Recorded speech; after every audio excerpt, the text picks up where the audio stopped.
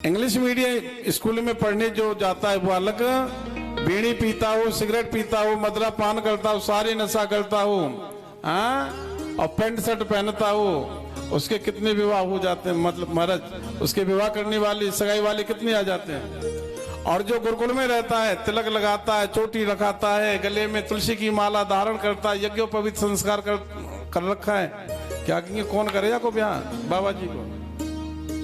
लेकिन संस्कार नहीं देखते हैं। संस्कार तो वास्तव में गुरुकुलों में ही प्राप्त होते हैं, स्कूलों में प्राप्त। आजकल तक का स्कूल तो व्यापार है, बिजनेस है साहब। हाँ, अब इसके बाद में विद्या अध्ययन करने के बाद में वापस आए और गुरुकुल में जो विद्या पढ़ाई गई है, गुरुकुल की शिक्षा जो विद्या है, राम जी के आचरण का अंग बन गई है। लिखा है प्रातः काल उठ के रघुनाथा, मातु पिता गुरु ना वही माथा। प्रभात कालीन वेला में उठकर के माता पिता को वंदन करने के लिए आते हैं, गुरुदेव को प्रणाम करते हैं। अभिवादन शीलस्य नित्य व्रतोपि सेवनम चत्वार तस्य वर्धन्ते आयु विद्या यशोबलम। जो अपने से बड़ों के लिए वंदन करते हैं, चत्वार तस्य वर्धन्ते, उसकी 4 चीज बढ़ जाती है। बिना मांगे अपने आदरणीय लोगों को झुकना सीखो, अपने पूजनीय लोगों के चरण स्पर्श करो। अब तो चरण स्पर्श करने की विधि भी बदल गई, मस्तक रख करके चरणों में वो प्रणाम किया जाता है, माथा रख दिया जाए, वैसा अच्छा प्रणाम है।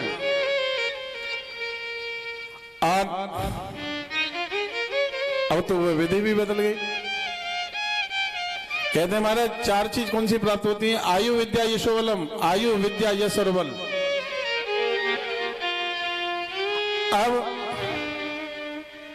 इसके बाद में धीरे धीरे समय व्यतीत होता जा रहा है। आज का विद्यार्थी समाज जो बोलता ज्यादा है, पढ़ता नहीं है। धर्म की व्याख्या हो, धर्माचरण न हो तो वह घातक होता है। राम का शील, लक्ष्मण की वीरता, भरत का प्रेम, शत्रुघ्न का मौन, इन्होंने अयोध्या वासियों के मन को जीत लिया। किसी को वश में करने की एक चाबी है, किसी को वश में करना है तो एक चाबी है, कौन सी? जिसका नाम है सद्गुण। आप किसी को हथियार दिखाओ, आप हथियार दिखा करके किसी को वश में नहीं कर सकते हो। हथियार दे करके वो विवश हो सकता है, पर वश में नहीं हो सकता है। वश में करना चाहते तो केवल गुणों के द्वारा ही किसी को वश में कर सकते हो। आज पूरी अयोध्या राममय बन गई है, केवल किसके कारण? राम जी के सद्गुणों के कारण। देखो एक बात समझने की है सज्जनों, माता और बहनों और भाइयों, एक बात समझने की है। राजा हरिश्चंद्र में केवल एक गुण था, काय का? सत्य बोलने का। युधिष्ठिर में केवल एक ही गुण था, सत्य बोलने का। कर्ण में केवल एक ही गुण था, दान करने का। राजा शिवे में केवल एक ही गुण था, शरणागति का। और महाराज रंतिदेव में केवल एक ही गुण था। राजा रंतिदेव की कथा सुनी आपने? हे भगवान, राजा रंतिदेव की कथा बड़ी प्रसिद्ध है। केवल एक ही गुण था राजा रंतिदेव में, त्याग का। और एक एक गुण होने से वो इतने बड़े महान हो गए, आज कौन नहीं जानता उनके नाम को, एक गुण होने के कारण ही। लेकिन राम के जीवन में तो ये सारे के सारे गुण हैं। राम का व्यक्तित्व बड़ा विचित्र है। हाँ, राम के व्यक्तित्व को समझना कोई साधारण काम नहीं है। राम के व्यक्तित्व को समझना तो बड़ा महाराज टेढ़ी खीर है। अब अंत पापियों का होगा, यो ऋषि मुनि हर साथ। और मानस में तुलसी बाबा लिखते हैं, विश्वामित्र महामुनि ज्ञानी, बसहि विपिन शुभ आश्रम जानी। अयोध्या में आनंद की लहर है और पूरी अयोध्या खुशी में डूबी हुई है। राजा दशरथ बड़े मग्न हैं। राजा दशरथ को कोई चिंता नहीं है।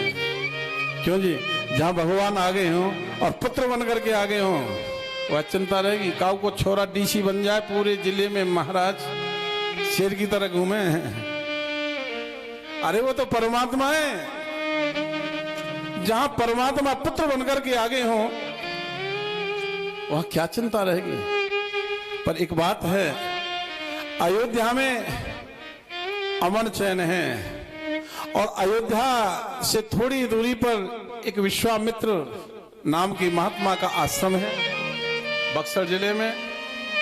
वहां विश्वामित्र महात्मा रहते हैं और उनको चिंता है। अयोध्या के अंदर तो शांति है, पर अयोध्या के बाहर जो है अशांति है, क्योंकि रावण का आतंक चारों तरफ है। रावण के आतंक ने हलचल मचा रखी है महाराज। अब विश्वामित्र महामुनि ज्ञानी, ये विशेषण है क्या विश्वामित्र जी का? महामुनि, बहुत बड़े मुनि है, ज्ञानी है। बसह विपिन शुभ आश्रम जानी, और कहें जब जगी जो योग मुनि करही, अत मारीच स्वभाव गाध तने मन चिंता व्यापी, हरवे न मरे न निश्चर पापी। सोचा अब भगवान का अवतार हो गया है, बिना भगवान के इन राक्षसों का अंत नहीं होगा। सो अब वह बड़े दुखी थे विश्वामित्र। वैसे तो वह शस्त्र विद्या में पारंगत थे, शस्त्र विद्या जानते थे वो, पर उन्होंने ब्रह्मत्व स्वीकार कर लिया था। कभी कभी आपने छत्री को ऐसा देखा होगा, बड़ी शील स्वभाव का होता है, ब्रह्मत्व ले लेते हैं। और कोई कोई आपने ब्राह्मण देखा होगा, अरे साहब हाथ में हथियार ही आता है, बोले मार दूंगा अल्लाह, रिवॉल्वर खींच के। अब महाराज शस्त्र विद्या में पारंगत हैं, वो महामुनि ज्ञानी है, पर ब्रह्मत्व को स्वीकार कर रखा है। अब अयोध्या की यात्रा शुरू कर दी और सरयू के किनारे आ गए, सरयू में स्नान किया और फिर राजा के दरबार में आई। पर विचार करते हुए आ रहे हैं, ज्ञानी है ना, ज्ञानी विचार बहुत करता है।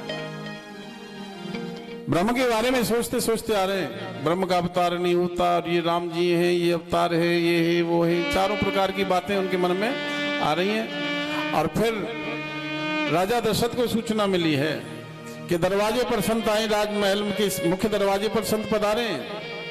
और ये नियम होता है, आप अपने घर में बैठे हो और आपको मालूम पड़ जाए कि दरवाजे पर कोई संत ब्राह्मण आए आपसे मिलने के लिए, और आपको सूचना मिल जाए, तो अपने स्थान को छोड़ दो और दरवाजे तक उनको लेने के लिए आओ, सम्मान करो उनका।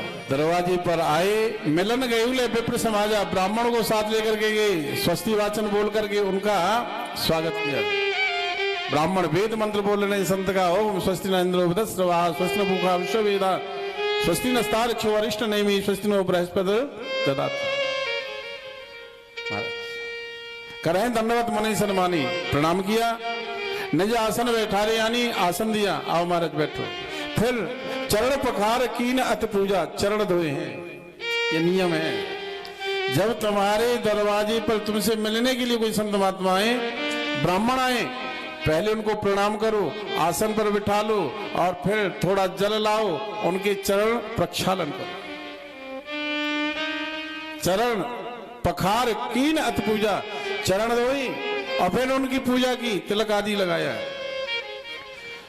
मौसम आज धन्य नहीं दूजा, राजा दशरथ कहते हैं आज मैं धन्य हो गया, धन्य भाग हमारे जो चरण पड़े तुम्हारे महाराज, आज मेरा जीवन धन्य हो गया। संत के चरण, एक ब्राह्मण के चरण घर में पड़े, अरे साहब। और महाराज फिर राम जी आए, राम जी ने प्रणाम किया और राम जी को देख करके विश्वामित्र जी एक क्षण तो स्थिर हो गए। सोचा क्या ये ब्रह्म हो सकता है, क्या ये परमात्मा हो सकता है। ज्ञानी जल्दी स्वीकार नहीं करते, वे वेदों का विचार करते हैं। सोचा वेद में परमात्मा निराकार है, निर्गुण है, निर्लेप है, लेकिन मेरा मन इनको छोड़ करके कहीं जा नहीं रहा है, मेरा मन राम की तरफ खिंच रहा है। विश्वामित्र को लगा कि आज तो मेरी शायद युगों युगों की साधना मेरी पूर्ण हो गई, जो मैंने साधना की उसका फल मिल गया।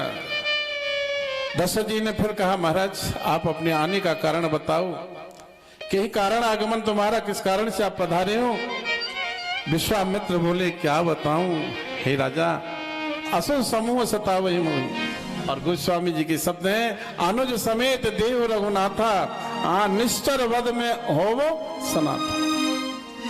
मैं राम और लक्ष्मण को लेने के लिए आया हूं। समझे, राम के भाई तो 3 और भी तो हैं, अनुज समेत देव रघुनाथा, फिर लक्ष्मण के लिए क्यों बात आई? 3 भाई और हैं, वह भी तो राम के अनुज हैं, लेकिन अनुज समेत देव रघुनाथा, वास्तव में राम के अनुज कौन है? लक्ष्मण है। क्यों है? बोले सुमित्रा की जब हो जो हवी थी उसको लेकर के वह चील उड़ जाती है, तो कौशल्या ने अपने प्रसाद में से 2 भाग की, एक स्वयं ने पाया, एक सुमित्रा को दिया। जो भाग सुमित्रा को दिया है उससे लक्ष्मण जी हुए हैं, इसलिए अनुज जी हैं। और फिर केके ने अपने भाग में से 2 भाग किए हैं, एक भाग स्वयं ने पाया और एक भाग सुमित्रा को दिया। और जो भाग केके ने दिया है उस भाग से शत्रुघ्न है, इसलिए भरता अनुज शत्रुघ्न है और रामा अनुज लक्ष्मण है। कथा को समझना पड़ेगा। और राम कथा तो ऐसी है भाई, यह तो एक बार समझ में आ जाए अंदर तक मांझ करके रख देगी।